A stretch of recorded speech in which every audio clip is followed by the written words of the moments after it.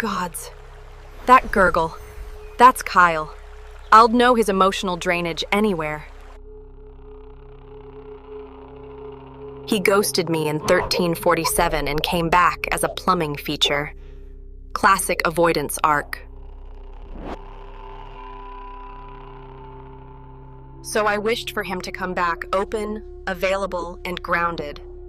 The universe sent me a decorative water feature.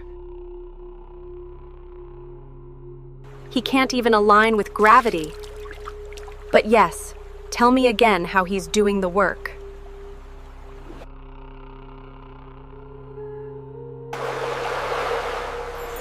Still can't rise when it matters, huh? So that's a no. Are you kidding me? I've survived betrayal and his plumbing. If I can evolve, so can you. What are you doing?